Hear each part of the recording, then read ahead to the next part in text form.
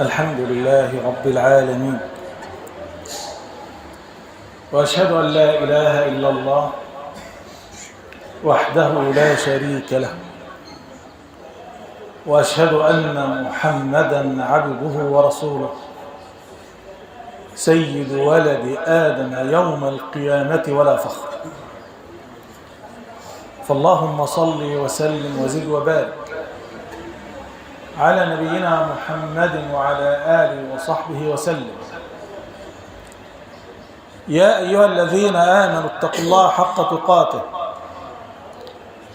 ولا تموتن إلا وأنتم مسلمون، ثم أما بعد، فسلامة الصدر فيها الفلاح والنجاح. هذا الصدر الذي يحتوي على القلب الله تعالى يخرج ما فيه يوم القيامة، فيقول: أفلا يعلم إذا بعثر ما في القبور وحصل ما في الصدور. الإنسان يعامل الإنسان بظاهره حتى وإن كان منافقا، فنحن لنا الظاهر. أما في يوم القيامة فيتعامل الإنسان بالسرائر، ويخرج الله عز وجل ما في هذه الصدور.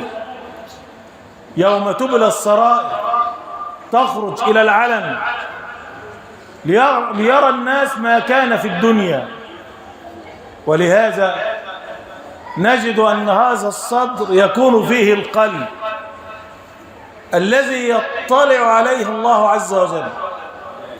إن الله لا ينظر إلى صوركم وأموالكم، ولكن ينظر إلى قلوبكم وأعمالكم. فالقلب هو الذي يصحح العمل. أي عمل مرتبط بنية، والنية محلها القلب، والقلب لا يطلع عليه إلا الله.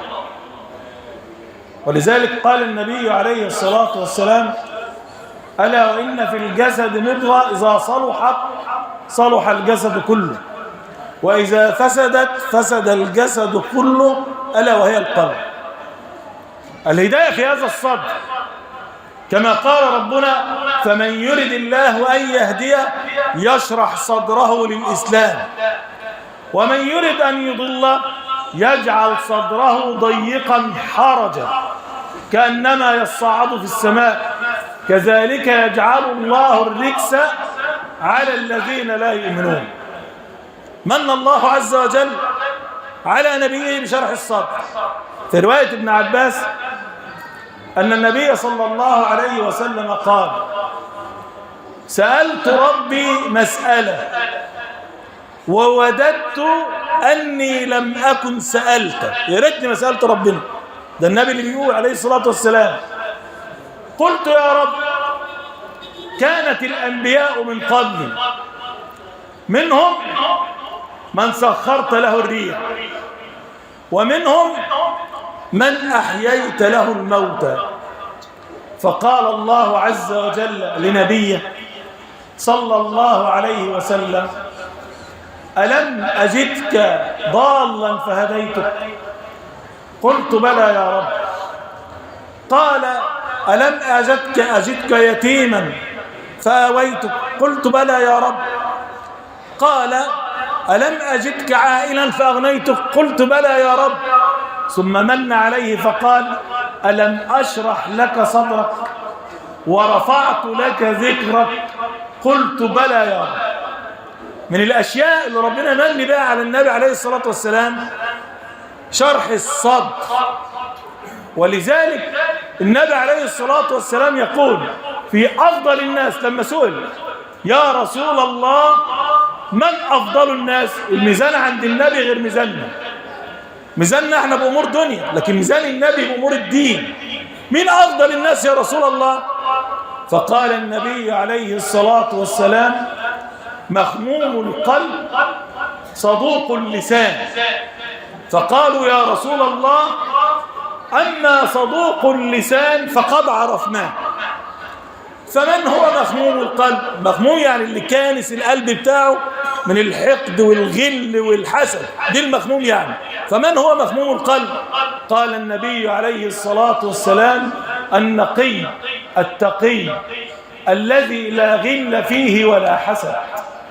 ده الإنسان اللي ربنا سبحانه وتعالى بيفضله في الدنيا وفي الآخرة. طب إزاي الإنسان يشرح صدره؟ أول حاجة عدم التباغض والتحاسد، الحرص على الدنيا. الإخوات بيكرهوا بعض وبيحقدوا على بعض ودايما الحسد معاهم. ليه؟ عشان الدنيا، عشان المال، عشان الورث. عمرك شفت فقراء بيختلفوا على ورث؟ ما فيش ورث، ما بيختلفوش، ما فيش حاجة. أما الذي يختلف هم الأغنياء. لما؟ للدنيا. تلاقي ما بيكلموش بعض ومخاصمين بعض ومعادين بعض ويشتكوا بعض في المحاكم. طب ده إنسان هيكون قلبه سليم إزاي وصدره سليم؟ ولذلك النبي عليه الصلاة والسلام لما جاء عبد الرحمن بن عوف رضي الله عنه بمال البحرين إلى النبي صلى الله عليه وسلم وسمع الأنصار به، فكان في صلاة الصبح وجاءوا إلى النبي عليه الصلاة والسلام، ماذا قال لهم؟ بص النبي قال لهم إيه؟ قال: ما الفقر أخشى عليكم. أنا مش خايف عليكم من الفقر. طب أنت خايف من إيه يا رسول الله؟ قال: ولكني أخشى عليكم الدنيا، أن تنافسوها كما تنافسوها فتهلككم كما أهلكتكم. ما هم بيتهلكوا ليه؟ عشان الدنيا، عشان المال. ولذلك النبي عليه الصلاة والسلام يقول لك: كل الخسارة للبغضاء والحسد اللي بين البعض والبعض. النبي عليه الصلاة والسلام قال الكلام ده: ترفع الأعمال يوم الاثنين ويوم الخميس فيغفر الله عز وجل لكل عبد لا يشرك بالله شيئا إلا المتشاحنين، الاثنين متخاصمين. يقول الله عز وجل: انظروا هذين حتى يصطلحا. الدنيا ضيعت منه العمل، ضيعت منه وربنا يقبل منه حاجة. الخصام والخلاف نسى النبي عليه الصلاة والسلام ليلة القدر. النبي كان طالع يقول للصحابة: ليلة القدر في ليلة كذا. خلاص هيعرفهم. قال: فتلاحى رجلان، اثنين اتشكلوا مع بعض، اختلفوا مع بعض. ماذا قال النبي عليه الصلاة والسلام؟ خرجت لأخبركم بليلة القدر فتلاحى فلان وفلان فنسيتها. ربنا نساه بسبب الخلاف. أقول قولي هذا وأستغفر الله لي.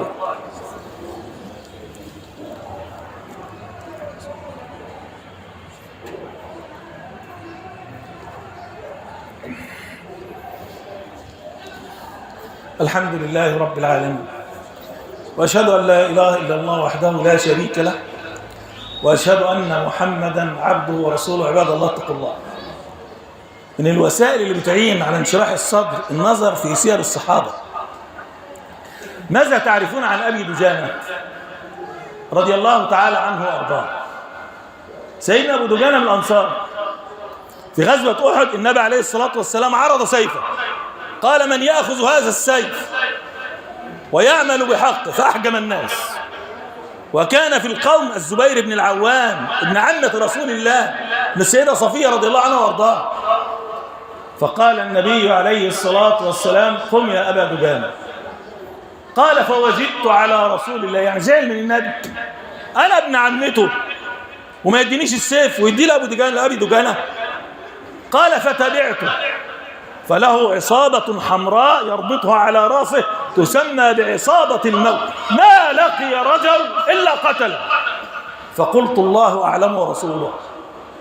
سيدنا أبو دجانة كان فقير ما هوش غني، فكان إذا صلى مع النبي عليه الصلاة والسلام صلاة الصبح خرج مسرعا، بعد الصلاة يطلع جاري.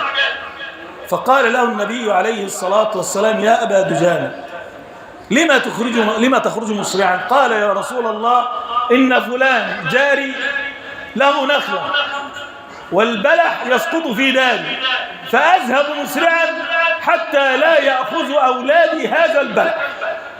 فألقيه في داره، يطلع بدري عشان ياخد البلح ينظر جاره عشان ولاده ما ياكلوش ايه؟ حرام. امال اللي بيتعمد ياخد الاموال الناس بالحرام. شوف سيدنا ابو دجانه رضي الله عنه وارضاه، فاتى النبي عليه الصلاه والسلام بهذا الرجل فقال له: اتبيعني هذه النخله ب10 نخلات في الجنه؟ اديني النخله دي واديك 10 في الجنه مكانها. قال: لا ابيع حاضرا بغائب، حلني يوم القيامه ايه؟ فسمع ابو بكر رضي الله تعالى عنه كلام رسول الله فاشترى هذه النخله واعطاها لابي دجانه، فلما اصبح كانت النخله في بيت ابي دجانه رضي الله عنه. سيدنا ابو دجانه ما الذي شفع له كل هذا؟ انظر ماذا قالوا له لما جاءت سكرات الموت ووجدوا وجهه متهللا، وشه مشرق بيضحك منور. قالوا: ما بالك بهذا؟ انت في ايه؟ عملت ايه عشان انت ساعة الموت بتضحك وشك منور؟ قال: لا عمل عندي اوثق من 2. كل حاجة عندي حاجتين 2 اهم حاجة في حياتي. ايه هما؟ قال: لا اتكلم فيما لا يعنيني، اي حاجة ما اتكلمش فيها خالص، ما تعنينيش، الحاجة اللي تعنيني بس اتكلم فيها. طب والتانية؟ قال: قلبي سليما للمسلمين. ده النهاردة الغالب إلا من رحم رجل المصلحة، بيكلمك عشان عندك له حاجة، بيكلمك عشان عايز منك حاجة، بيكلمك وصدره كله حقد وضغينة وبغضاء، ما بيكلمكش لوجه الله عز وجل. ولذلك ربنا سبحانه وتعالى جعل سلامة الصدر فيها الفوز والنجاة. أسأل الله تعالى أن يجعلنا من الذين يستمعون القول فيتبعون أحسنه. اللهم اغفر لنا ذنوبنا واسرافنا في أمرنا وثبت أقدامنا وانصرنا على القوم الكافرين. اللهم اهد أولادنا واشف مرضانا واقض ديوننا وارحم أمواتنا واختم بالباقيات الصالحات أعمالنا وتوفنا وأنت راض عنا يا كريم. اللهم جنب بلادنا الفتن ما ظهر منها وما بطن. اللهم احفظ مصر من كل مكروه وسوء وسائر بلاد المسلمين يا رب العالمين. اللهم انصر الإسلام وعز المسلمين وأذل الشرك والمشركين. اللهم اغفر لحينا وميتنا، اللهم اغفر لحينا وميتنا، اللهم اغفر لحينا وميتنا. وأقم الصلاة. انظروا هذين حتى يصطلحا. الدنيا ضيعت منه العمل، ضيعت منه وربنا يقبل منه حاجة. الخصام والخلاف نسى النبي عليه الصلاة والسلام ليلة القدر. النبي كان طالع يقول للصحابة: ليلة القدر في ليلة كذا، خلاص هيعرفهم. قال: فتلاحى رجلان، 2 اتشكلوا مع بعض، اختلفوا مع بعض. ماذا قال النبي عليه الصلاة والسلام؟ خرجت لأخبركم بليلة القدر فتلاحى فلان وفلان فنسيتها. ربنا نساه بسبب الخلاف. أقول قولي هذا وأستغفر الله لي.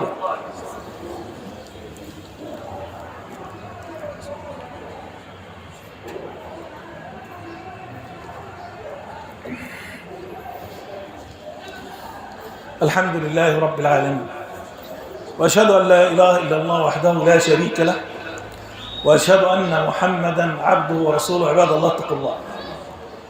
من الوسائل اللي بتعين على انشراح الصدر النظر في سير الصحابة. ماذا تعرفون عن أبي دجانة رضي الله تعالى عنه وأرضاه؟ سيدنا أبو دجانة من الأنصار. في غزوة أحد النبي عليه الصلاة والسلام عرض سيفه، قال: من يأخذ هذا السيف ويعمل بحقه؟ فأحجم الناس.